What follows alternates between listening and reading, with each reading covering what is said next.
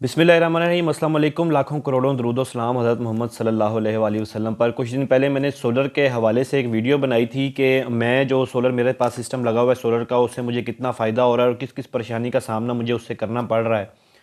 तो उसमें काफ़ी सारे दोस्तों ने अपनी राय भी दी और बहुत सारे ऐसे जो टेक्नीशियन किस्म के लोग थे उन्होंने भी मुझे बहुत सारी अपनी आरा दी और मुझे अच्छा लगा कि मैंने आप लोगों से अपना एक्सपीरियंस शेयर किया, क्योंकि जब इंसान इतनी एक्सपेंसिव चीज़ लगाना चाहता है कि मेरी एक्सपेंसिव ज़ाहिर बात है, इतना ख़र्चा करके सोलर लगवाता है, तो उससे पहले उसकी कोशिश होती है कि मैं काफ़ी सारी इन्फॉर्मेशन इसकी ले लूँ ताकि उसको पता चलता रहे कि उसके साथ अब आगे किस तरह का उसको चीज़ों को फेस करना पड़ेगा और क्या क्या चीज़ें उसके लिए बेहतर है। इतना ख़र्चा करने से पहले अगर वो थोड़ा सा बैटरीज़ का ख़र्चा भी कर ले तो ज़्यादा बेहतर है। लेकिन आज की वीडियो जो है वो बैटरी के ख़र्चे से बिल्कुल निकली हुई है और मैं आज की वीडियो में आपसे अपना एक्सपीरियंस भी शेयर करूँगा नेट मीटरिंग के हवाले से, क्योंकि मैंने भी अपने सोलर सिस्टम को अपग्रेड किया है।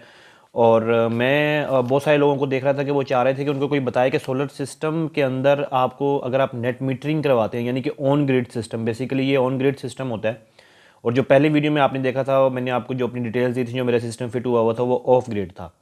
तो ऑन ग्रिड सिस्टम में ये होता है कि आप जो है उसके पास आपकी जो बिजली होती है वो सारी वापडा के पास जाती है और आपको भी यूज़ करते हैं उसमें से जितनी आपकी बिजली एक्स्ट्रा होती है। यानी कि अगर सोलर आपने लगाया हुआ है, सोलर से आपकी बिजली आएगी आपके इन्वर्टर के अंदर, वो आप घर में भी देगा और जो है वो वापडा को भी देगा। अब इसको इजीली आप इस तरीके से समझ लीजिए कि एसी जो है जो आपकी सोलर से आ रही है वो डीसी करंट होता है और डीसी करंट इन्वर्टर में जाता है, इन्वर्टर उसको एसी में कन्वर्ट करके आपको भी देता है और एसी में कन्वर्ट करके वो आगे बिजली जो कंपनी आपकी होगी, आपके इलेक्ट्रिक है, आपकी वापडा मेपको वगैरह जो भी आपकी वापडा के अंडर किसी किस्म की है, जिस जगह पे भी आप रहते हैं, तो मैं आपको उसका एस्टीमेट आज बताने लगा हूँ जो मैंने अब तैयार किया हुआ है कि कितना फ़ायदा होता है आपको नेट मीटरिंग के हवाले से।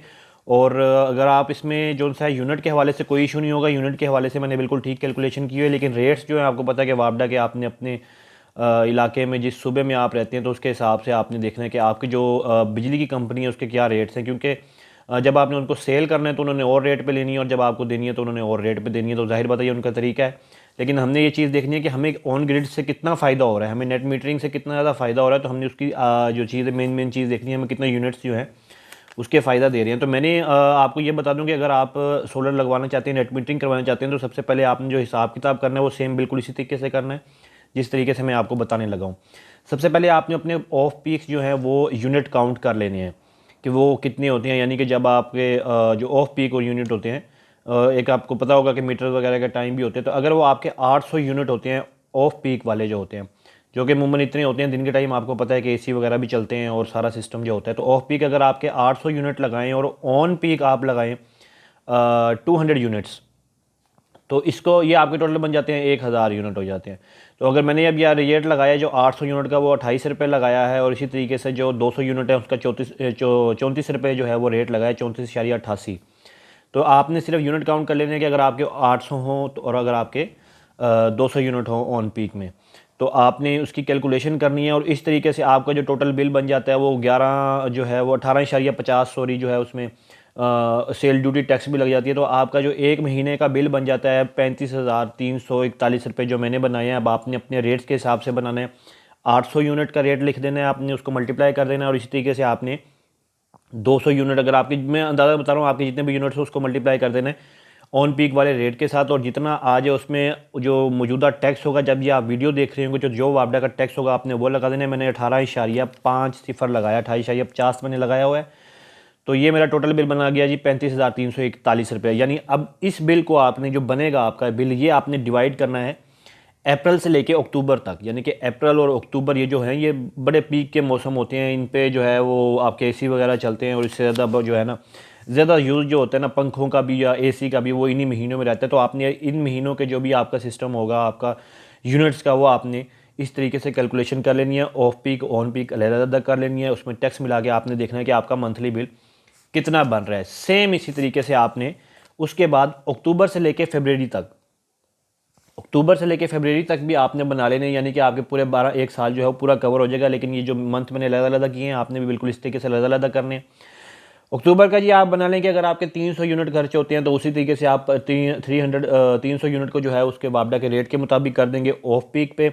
उसी तरीके से ऑन पीक में अगर आपके 75 यूज़ होते हैं एक महीने के अंदर, ये एक महीने के मैं आपको बता रहा हूँ, तो इसका आप 34 रुपये जो पहले हमने रेट लगाया था उससे आप उसको डिवाइड कर देंगे, वो आपका आ जाएगा टोटल बिल। टोटल बिल के आने के बाद आपका जो उसको टैक्स वगैरह साथ मिला मिलू के तो ये बन जाएगा आपका 11,184 रुपये। अब ये बन गया आपका जो आप बनाया अक्टूबर से फरवरी तक, ये बन गया जी। इसको भी आपने 5 से ज़रब दे देना। पहले वाला जो आपका बिल आया होगा वो आपका हो जाएगा 7 से ज़रब, यानी कि पहले जो हमारा बना था 35,341 उसको हमने 7 महीनों का, और ये जो अब आपने बनाया ये आपका बन जाएगा जी 5 महीनों का। 5 महीनों का अब ये बन गया आपका, तो हमने इसको कर लेना है टोटल, और टोटल बन जाएगा जब आपका, तो ये मैंने बनाया 3,03,307 रुपये, यानी कि वो पहले जो 7 महीने वो भी क्लियर हो गए और वो जो बाद के थे वो भी क्लियर हो गए। ये आपने उनके यूनिट्स जो हैं वो इसको मिला लेने हैं। अब आपने देखना है कि आपके लिए बेहतर कौन सा रहेगा, कौन सा जो आपने कितने वाट का सिस्टम आपका लगना चाहिए, आपको कितनी प्लेट्स वगैरह लगानी चाहिए, उसके लिए आपको कैलकुलेट करने पड़ते हैं यूनिट्स, आपके यूनिट्स कितने होने चाहिए। क्योंकि ये भी ये ध्यान में रखिएगा कि ये जो जब आप बिजली बेचेंगे इनको, तो इन्होंने जो कंपनी होगी आपकी वो आपसे कम रेट पे लेगी, लेकिन आपको जब आपकी बिजली वापस करती है तो वो ज़्यादा रेट पे करती है, लेकिन उसके बावजूद परेशान ना हो, इसका बहुत फ़ायदा होता है। तो इसी तरीके से जी 800 ज़रबे 7 हो गया जी, वो भी हो गया। तो टोटल हमारे अब यूनिट जो हमने निकाले हैं ना जी, वो दोनों टाइम के यूनिट हमारे निकल आए जी एक साल, ये 7700 हमारे यूनिट जो है वो निकला है। जो आपने अभी पहले 7 वगैरह निकाले हैं वो टोटल आपने प्लस कर लेने हैं, आपके टोटल आ जाएंगे यूनिट्स। ये ऑन पीक के हमारे यूनिट्स आ गए, सॉरी ऑफ पीक के यूनिट्स आ गए। अब यूनिट से 7700 यूनिट्स के बाद आपका जो 1/4 हिस्सा है ना, आपके 7700 यूनिट अगर आपके पूरे यूज़ हो रहे हैं, 7700 यूनिट अगर आपका यूज़ हो रहा है तो उसका आपका 1/4 हिस्सा जो है वो तो ये, क्योंकि ऑफ पीक वाले 7700 यूनिट है जो आपके दिन के टाइम यूज़ होते हैं, तो आपका जो ऑफ पीक वाला है वो 1/4 हिस्सा तो आपके सोलर आपको दे देगा। उसके बाद आपने क्या करना है, 7700 में से आप निकाल दें 1/4, यानी कि आपके बन गए 1925 यूनिट। 1925 यूनिट खर्च होने के बाद जब आपके बाकी रह गए 5775, तो जो ये गैप है ये आपने क्लियर करना है, जिसकी खातिर आप सोलर लगवा रहे हैं और आप चाह रहे हैं कि मेरी बचत होनी चाहिए बल्कि उनका मुझे मुनाफा भी होना चाहिए। तो ये आप सारी कैलकुलेशन भी इसलिए कर रहे हैं ताकि आपकी बचत भी हो और आपको मुनाफा भी हो। तो आपने ये गैप किस तरीके से क्लियर करना है, देखिए अगर आप पूरे साल के जो हैं वो पीक यूनिट निकालते हैं, पूरे साल के बकाया जो पीक यूनिट आए थे वो बनते हैं 1375, जिस तरह हमने पहले हिसाब किया। तो आपने ऑन पीक से इसको ज़रब दे देना है और ऑफ पीक में जो है इसको तकसीम कर देना है, आपके आ जाएंगे सामने सारे टोटल यूनिट्स। ठीक हो गया जी, ये बन गए 1680, और 1680 होने के बाद अब आपके टोटल जो बन गए हैं यूनिट्स वो बन गए जो आपने 7700, जो आपका 7700 था आपने उसके अंदर इसको जमा कर देना, और ये बन जाएंगे आपके 9380 यूनिट। तो यानी कि यहाँ से अंदाज़ा लगाएं कि आपको वो सिस्टम चाहिए, अगर आपका इतने यूनिट्स खर्च होते हैं तो कम से कम जो आपको 10,000 जो है वो देता हो, यूनिट्स प्रोवाइड करता हो। इस तरीके से कैलकुलेशन करनी है। अगर आपको किसी चीज़ की समझ नहीं है कमेंट करें, और अगर आपके पास कोई सिस्टम आप लगवाना चाहते हैं, उसकी कैलकुलेशन करना चाहते हैं, नीचे आप कमेंट करें, आपको इंशाल्लाह ताला फ़ौरन जवाब मिलेगा। अल्लाह हाफ़िज़।